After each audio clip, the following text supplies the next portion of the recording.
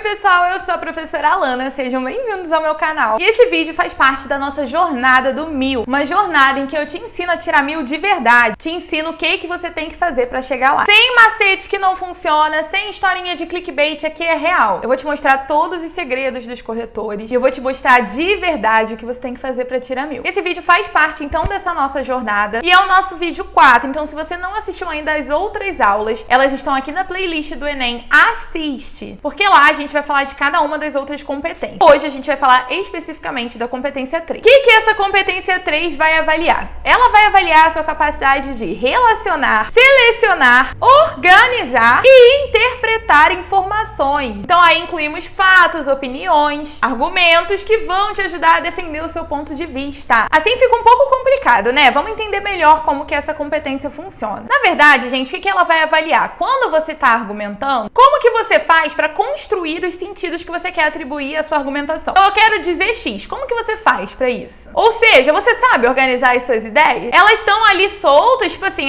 gravei a fórmula que eu vi aqui no vídeo, eu aprendi no cursinho e só joguei ali? Ou elas estão selecionadas de modo estratégico? É basicamente isso. Vamos ver o que significa cada um desses termos? Bom, como em todos esses vídeos, a gente está usando o material dos corretores de redação. Vamos ver então o que eles vão dizer pra gente. Selecionar. Essa habilidade diz respeito ao processo de escolher, a partir do repertório disponibilizado pelos textos motivadores e ou do seu próprio repertório, construído ao longo da sua vida escolar, por exemplo, informações, fatos, opiniões e argumentos relacionados ao tema e ao seu ponto de vista. A finalidade dessa etapa é de deixar à mão todo o material que poderá ser trabalhado no... Ou seja, eu consigo pegar ali as informações que eu trouxe da minha escola, por exemplo, os conteúdos que eu estudei em história, geografia, sociologia, filosofia, e relacionar com aquele tema que tá ali. Eu consigo enxergar isso na minha sociedade. Eu consigo entender, por exemplo, quando o Enem cobrou a redação, por exemplo, de publicidade infantil, e muita gente errou. O que aqueles textos de apoio estão me indicando? Ano passado a gente teve a palavrinha estigma, né? Que muita gente não sabia, mas os textos de apoio já davam direcionamentos. Então é nesse sentido. E aí, uma vez que eu tenho a capacidade de selecionar essas ideias, agora eles vão trazer o outro ponto pra gente, que é o relacionar. E eles vão dizer assim, ó: também é preciso que o participante seja capaz de relacionar os argumentos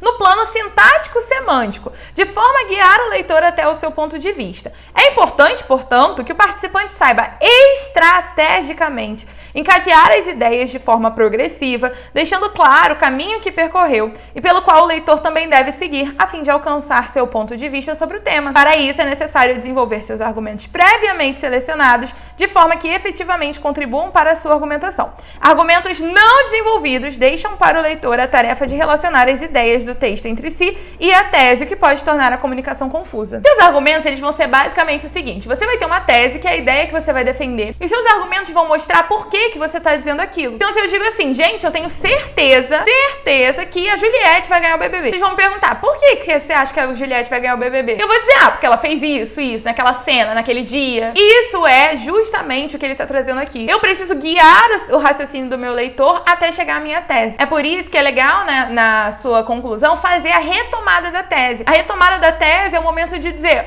tá vendo como eu estava certo? Tá vendo como que, com base em tudo que eu disse aqui, eu provei que eu estava certo? É basicamente isso. E aí a gente tem o próximo ponto, que é o organizar. Além de selecionar e relacionar corretamente as informações, fatos, opiniões e argumentos, é necessário hierarquizá-los, observando quais deles funcionarão como argumentos mais importantes e quais serão complementares aos primeiros, definindo a maneira mais estratégica de apresentá-los. É dessa forma que o projeto de texto do participante se torna evidente ao avaliador. Projeto de texto, ou seja, eles querem ver que você se planejou, que você não saiu escrevendo ali. E como que eles vão ver isso? Imagine que eu falo o seguinte: olha só, eu moro com meu amigo Fábio e ontem o Fábio comeu uma casca de banana. São as duas informações que eu vou te passar. Uma casca de banana? Não, é uma banana. Comeu uma banana. E aí imagina o seguinte: se eu troco essas informações, eu falo, o Fábio comeu uma banana e depois eu moro com meu amigo Fábio. Você até vai entender, mas a ordem vai interferir, né? Porque eu tenho uma ideia que eu preciso dela para entender a outra. Se eu não sei quem é Fábio. Então é sobre isso, gente. Organize essas ideias, planeje o seu texto. Nessa etapa, o participante também organiza seus argumentos, considerando a estrutura do texto dissertativo argumentativo.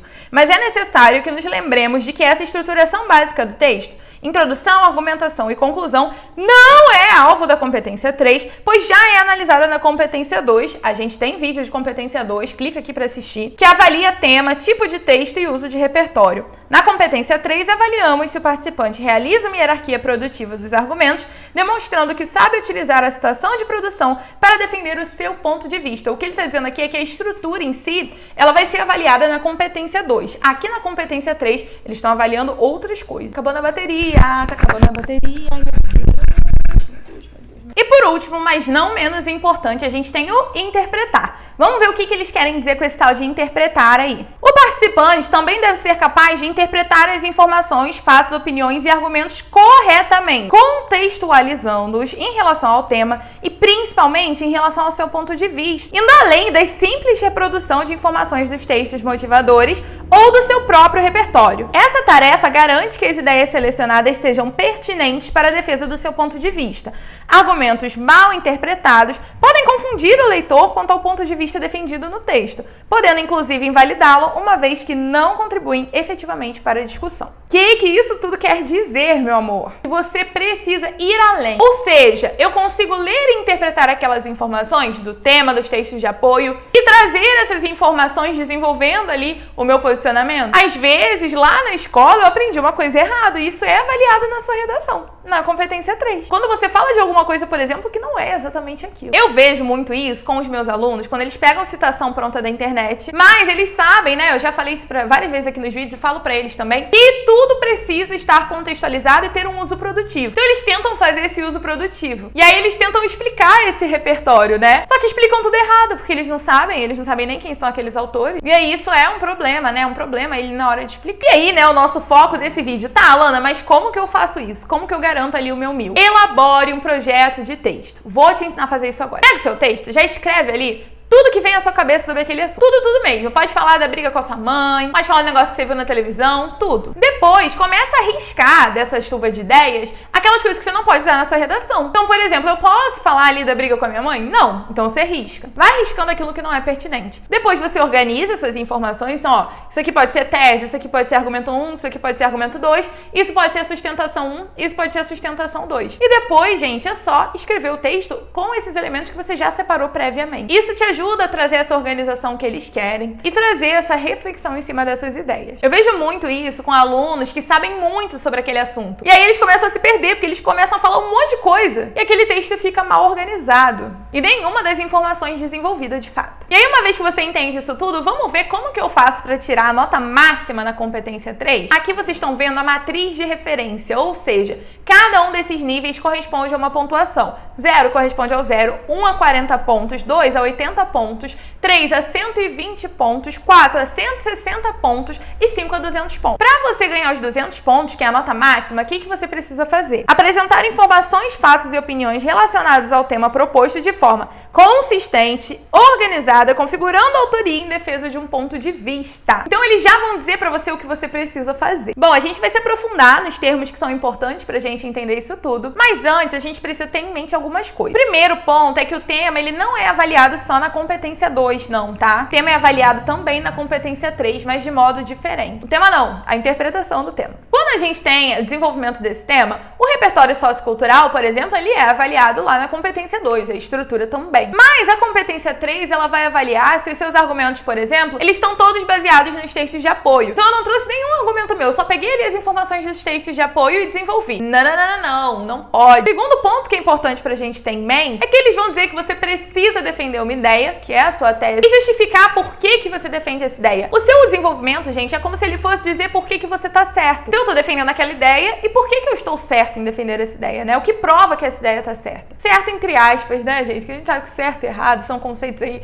bem maleáveis, mas tô usando pra explicar pra vocês aí bonitinho. E aí você traz mesmo essa justificativa ou você copia tudo dos textos de apoio? Então essas coisas, elas são avaliadas nessa competência 3. E por fim, mas não menos importante, é que se a competência 3, ela avalia o seu texto como um todo, ela passa sim pela proposta de intervenção, tá? Mas ela não vai avaliar os elementos, como a gente vai ver na aula 6, que é sobre a proposta de intervenção. Na verdade, ela vai avaliar se essa proposta, ela tem coerência ali com o seu texto, com os seus argumentos. Bom, eu sei que esse vídeo tá enorme, então pra gente fechar, vamos ver aí os termos importantes pra gente entender, de fato, o que esse nível 5, o que esses 200 pontos querem, né? Como que eu chego lá? O que é um texto que eles consideram sem direção? Considera-se que a redação sem direção apresenta informações, fatos e opiniões de forma caótica ou desconexa. Isso é, um aglomerado de palavras, frases ou ideias que não se articulam entre si. Não é perceptível sequer uma direção em defesa de um ponto de vista. Ou seja, ainda não é possível identificar o que está sendo defendido pelo participante. É óbvio que, em oposição a isso, a gente tem o texto com direção.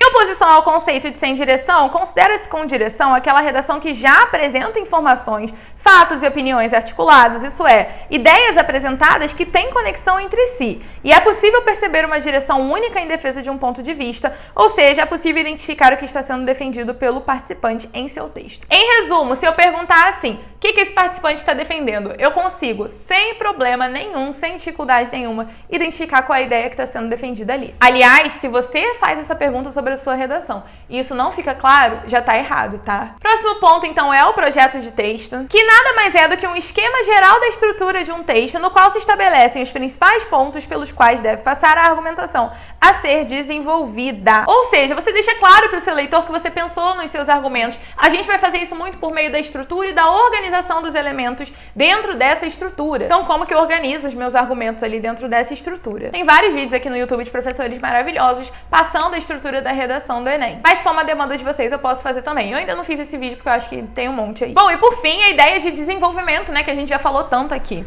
Considera-se desenvolvimento a fundamentação dos argumentos, explicitando e explicando as relações existentes entre essas informações, fatos e opiniões, e o ponto de... Essas não tem essas, né? Entre as... Nada, também não tem as. Entre informações, fatos e opiniões, e o ponto de vista defendido no texto. Quando os argumentos que defendem o ponto de vista são apresentados, precisamos avaliar se o participante se compromete a desenvolvê-los. Então, lá na sua introdução, você vai dar, provavelmente, alguns indícios dos seus argumentos, né? E aí, o que você precisa fazer? Ele vai verificar se esses indícios que você deu, eles estão sendo, de fato, desenvolvidos ao longo do seu texto. Então, fique de olho nisso, tá? Tem professores que vão indicar que você não deu os indícios dos argumentos para você ser mais livre ali na hora de fazer o desenvolvimento. Mas eu costumo achar legal você dar esses indícios, porque ajuda a identificar essa organização do texto. É só saber fazer, é só planejar o texto. Gente, não é um bicho de 7 cabeças. Bom, meus amores, esse vídeo já tá enorme, então pra gente fechar, eu vou só te mostrar um esqueminha que eles vão fazer para os corretores para facilitar essa avaliação. Então, olha aqui, ó. Primeira coisa que ele vai perguntar é se o texto ele foge um pouquinho ali ao tema. Se for no nível 0, né, sem direção, como a gente já falou, e se for no nível 1, ou seja, 40 pontos com direção. E eles vão avaliar também o texto que aborda completamente o tema. Se você aborda completamente o tema sem direção, nível 1. No nível 2, você tem um projeto de texto com muitas falhas e sem desenvolvimento, ou desenvolvimento de apenas uma informação. Também vai entrar aqui nesse nível os textos que são contraditórios e principalmente dentro de contradições que são graves. No nível 3, que é a pontuação ali do 120, a gente tem um projeto de texto que tem algumas pequenas falhas e o desenvolvimento de algumas informações, fatos e opiniões. No nível 4, que é o 160, tem pouquíssimas falhas, né, ali no projeto de texto e o desenvolvimento da maior parte das informações, fatos ou opiniões. E o nosso queridão, o nível 5, que é o foco aqui desse vídeo, né, os 200 pontos. Projeto de texto estratégico e desenvolvimento das informações, fatos e opiniões em todo o texto. Bom, meus amores, eu espero que eu tenha sido clara, eu espero que eu tenha ajudado vocês. Continuo acompanhando aqui e lembrem-se do que eu falo sempre aqui, só existe um jeito de tirar 1000, que é estudando. Se você tá aí procurando meios de não estudar, conseguir aí essas fórmulas milagrosas que te prometem tirar 1000 sem saber nada ou sem estudar, brother, você tá perdendo tempo, não vai tirar 1000. Você só tira 1000 estudando e é isso que eu tô te ajudando a fazer. Como que a gente tira 1000 de verdade? É interessante a gente pensar que essas ideias... Credo, tá parecendo de filme de terror, de Halloween.